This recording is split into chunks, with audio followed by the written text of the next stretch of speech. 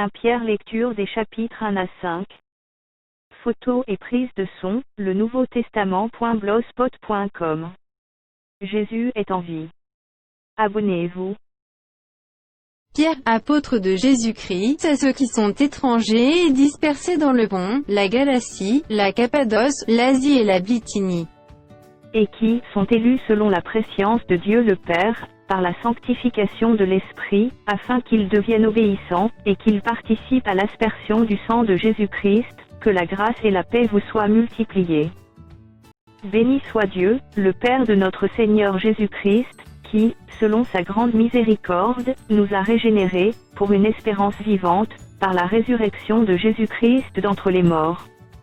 pour un héritage qui ne se peut ni corrompre, ni souiller, ni flétrir, lequel vous est réservé dans les cieux. À vous qui par la puissance de Dieu, et gardés par la foi pour le salut prêt à être révélé dans les derniers temps. C'est là ce qui fait votre joie, quoique maintenant, puisqu'il le faut, vous soyez attristés pour un peu de temps par diverses épreuves.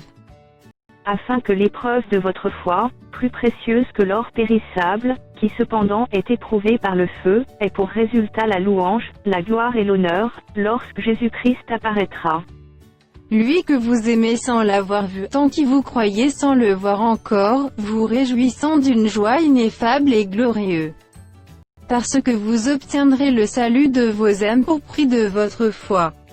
Les prophètes qui ont prophétisé touchant la grâce qui vous était réservée, ont fait de ce salut l'objet de leurs recherches et de leurs investigations. Voulant sonder l'époque et les circonstances marquées par l'Esprit de Christ qui était en eux, et qui attestait d'avance les souffrances de Christ et la gloire dont elles seraient suivies. Il leur fut révélé que ce n'était pas pour eux-mêmes, mais pour vous, qu'il était les dispensateurs de ces choses, que vous ont annoncé maintenant ceux qui vous ont prêché l'Évangile par le Saint-Esprit envoyé du ciel, et dans lesquels les anges désirent plonger leur regard. C'est pourquoi, saignez les reins de votre entendement, soyez sobres, et ayez une entière espérance dans la grâce qui vous sera apportée, lorsque Jésus-Christ apparaîtra. Comme des enfants obéissants, ne vous conformez pas aux convoitises que vous aviez autrefois quand vous étiez dans l'ignorance. Mais, puisque celui qui vous a appelé est saint, vous aussi soyez saints dans toute votre conduite. Selon qu'il est écrit, vous serez saints car je suis saint. Et si vous invoquez comme Père celui qui juge selon l'œuvre de chacun, sans acception de personne, conduisez-vous avec crainte pendant le temps de votre pèlerinage. Sachant que ce n'est pas par des choses périssables, par de l'argent ou de l'or, que vous avez été rachetés de la vaine manière de vivre que vous aviez hérité de vos pères. Mais par le sang précieux de Christ comme d'un agneau sans défaut et sans tache. Prédestiné avant la fondation du monde et manifesté à la fin des temps à cause de vous. Qui par lui y croyait en Dieu, lequel l'a ressuscité des morts et lui a donné la gloire, en sorte que votre foi et votre espérance reposent sur Dieu.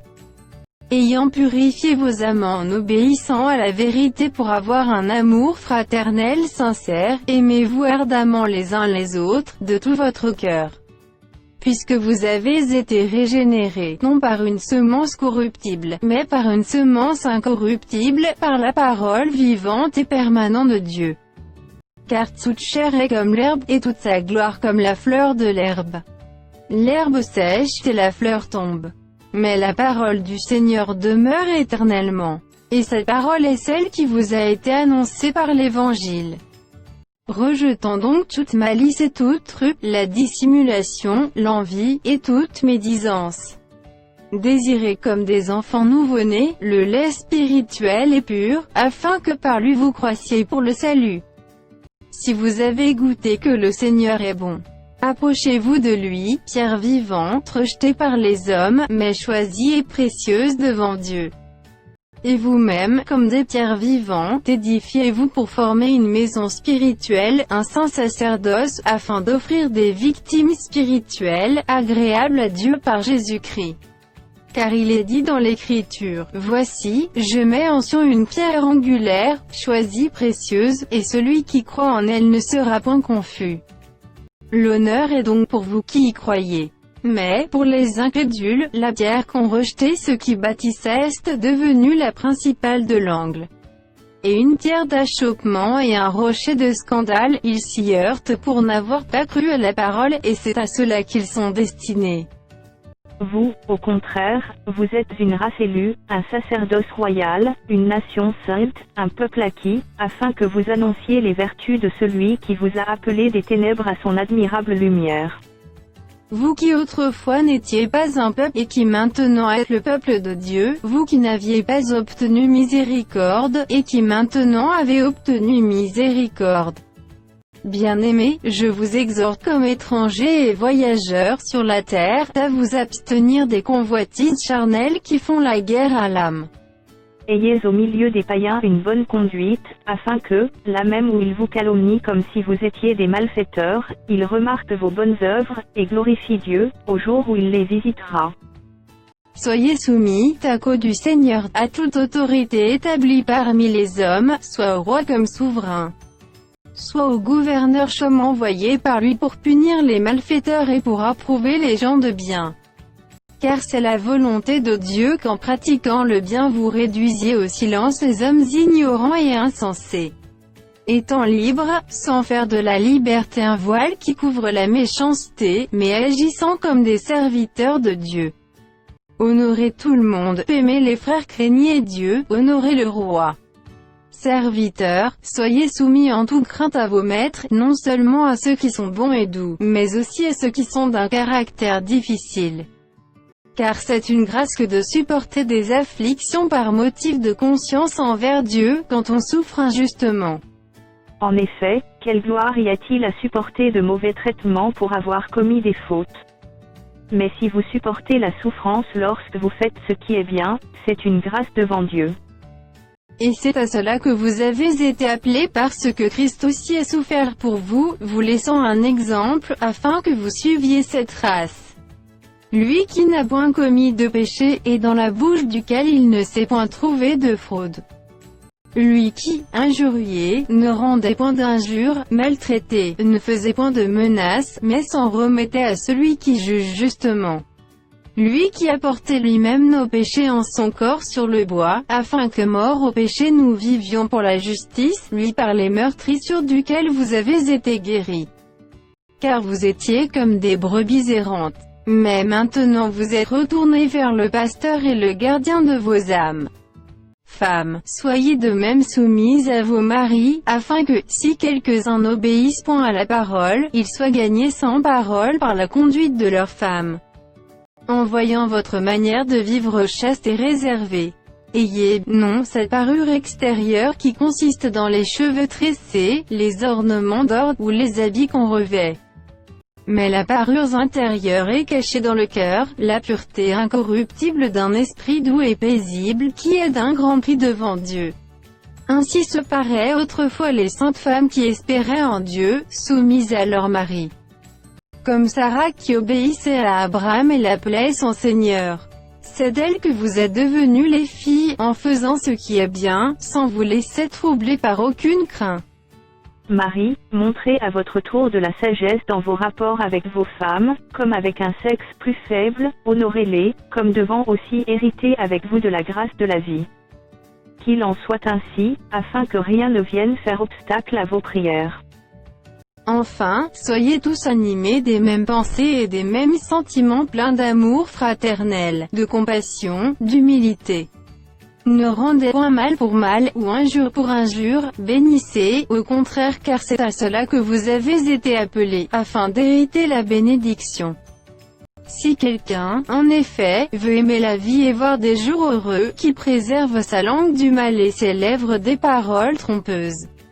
Qu'il s'éloigne du mal et fasse le bien, qu'il recherche la paix et la poursuive. Car les yeux du Seigneur sont sur les justes et ses oreilles sont attentives à leurs prières, mais la face du Seigneur est contre ceux qui font le mal, et qui vous maltraitera, si vous êtes zélés pour le bien. D'ailleurs, quand vous souffririez pour la justice, vous seriez heureux.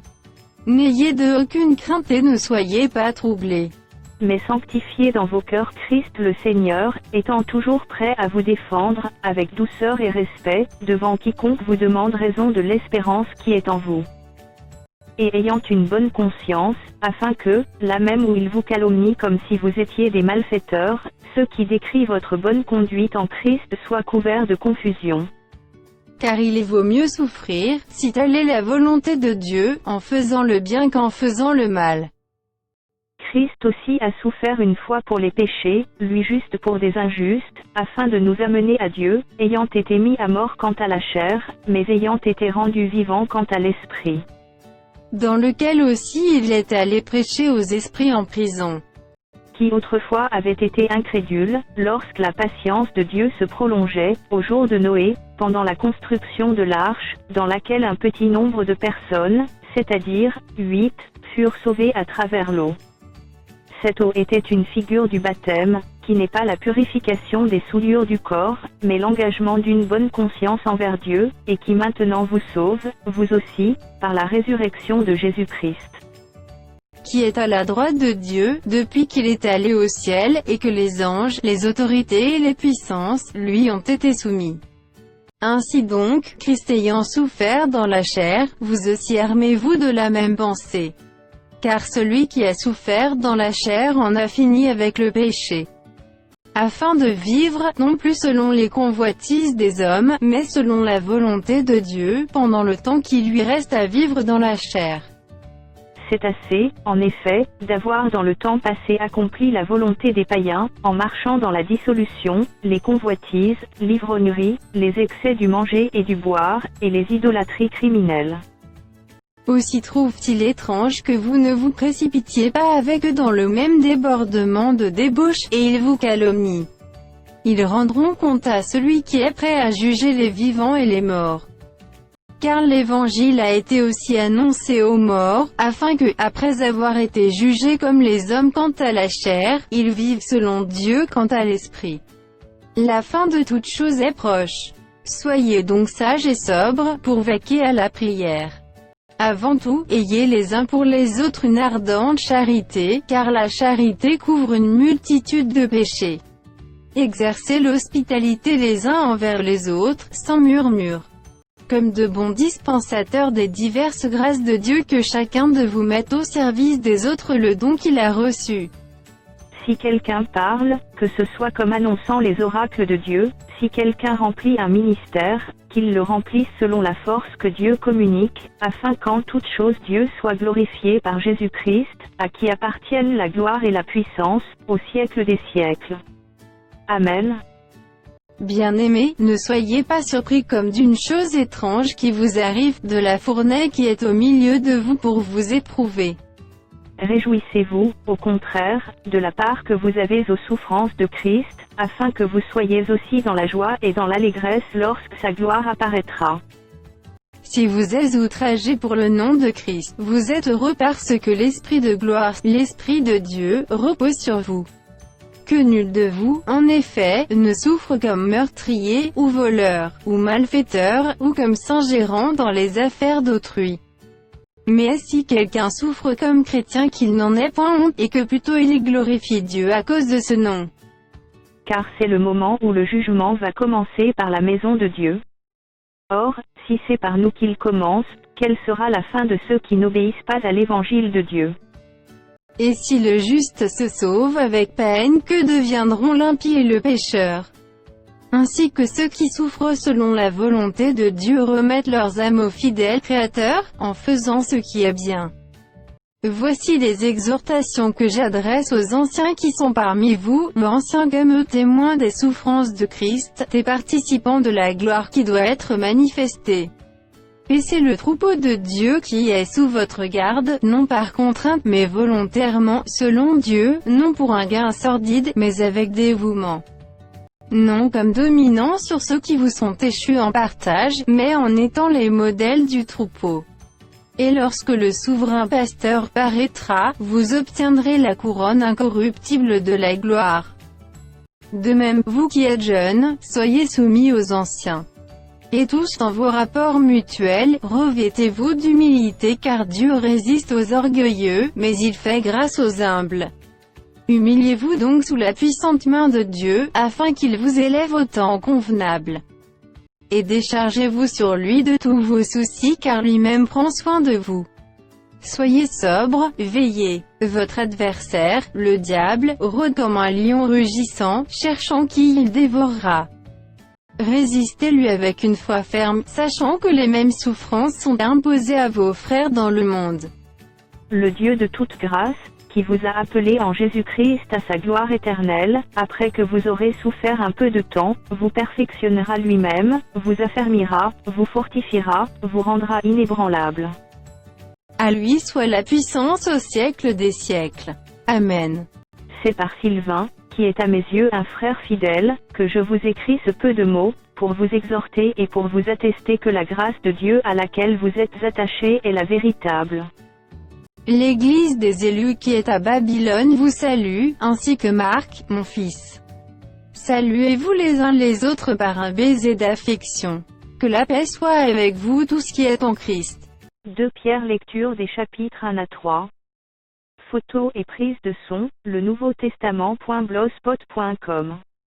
Jésus est en vie. Abonnez-vous. Simon-Pierre, serviteur et apôtre de Jésus-Christ, à ceux qui ont reçu en partage une foi du même prix que la nôtre, par la justice de notre Dieu et du Sauveur Jésus-Christ. Que la grâce et la paix vous soient multipliées par la connaissance de Dieu et de Jésus notre Seigneur. Comme sa divine puissance nous a donné tout ce qui contribue à la vie et à la piété, au moyen de la connaissance de celui qui nous a appelés par sa propre gloire et par sa vertu. Lesquels nous assurent de sa part les plus grandes et les plus précieuses promesses, afin que par elles vous deveniez participants de la nature divine, en fuyant la corruption qui existe dans le monde par la convoitise. À cause de cela même, faites tous vos efforts pour joindre à votre foi la vertu, à la vertu la science. À la science la tempérance, à la tempérance la patience, à la patience la piété. À la piété l'amour fraternel, à l'amour fraternel la charité. Car si ces choses sont en vous, et y sont avec abondance, elles ne vous laisseront point oisifs ni stériles pour la connaissance de notre Seigneur Jésus-Christ. Mais celui en qui ces choses ne sont point est aveugle, il ne voit pas de loin, et il a mis en oubli la purification de ses anciens péchés. C'est pourquoi, frères, appliquez-vous d'autant plus à affermir votre vocation et votre élection, car, en faisant cela, vous ne broncherez jamais. C'est ainsi, en effet, que l'entrée dans le royaume éternel de notre Seigneur et Sauveur Jésus-Christ vous sera pleinement accordée. Voilà pourquoi je prendrai soin de vous rappeler ces choses, bien que vous les sachiez et que vous soyez affermis dans la vérité présente. Et je regarde comme un devoir, aussi longtemps que je suis dans cette tente, de vous tenir en éveil par des avertissements.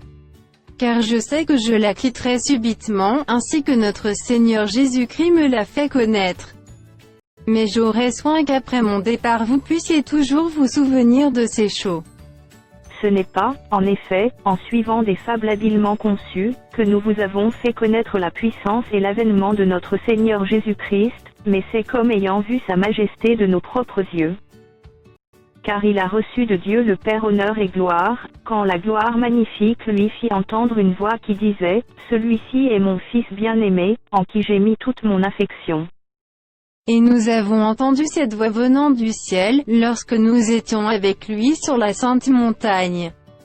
Et nous tenons pour d'autant plus certaine la parole prophétique, à laquelle vous faites bien de prêter attention, comme à une lampe qui brille dans un lieu obscur, jusqu'à ce que le jour vienne apparaître et que l'étoile du matin se lève dans vos cœurs. Sachant tout d'abord vous-même qu'aucune prophétie de l'Écriture ne peut être un objet d'interprétation particulière.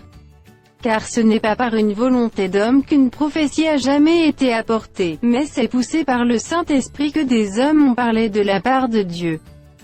Il y a eu parmi le peuple de faux prophètes, et il y aura de même parmi vous de faux docteurs, qui introduiront des sectes pernicieuses, et qui, reniant le Maître qui les a rachetés, attireront sur eux une ruine soudaine. Plusieurs les suivront dans leur dissolution, et la voix de la vérité sera calomniée à cause d'eux.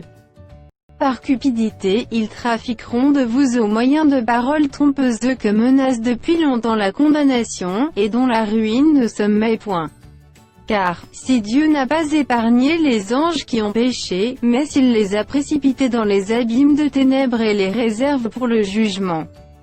S'il n'a pas épargné l'ancien monde, mais s'il a sauvé Noé, lui huitième, ce prédicateur de la justice, lorsqu'il fit venir le déluge sur un monde impie. S'il a condamné à la destruction et réduit en cendres les villes de Sodome et de Gomorrhe, les donnant comme exemple aux impies à venir. Et s'il a délivré le juste Lot, profondément attristé de la conduite de ces hommes sans frein dans leur dissolution.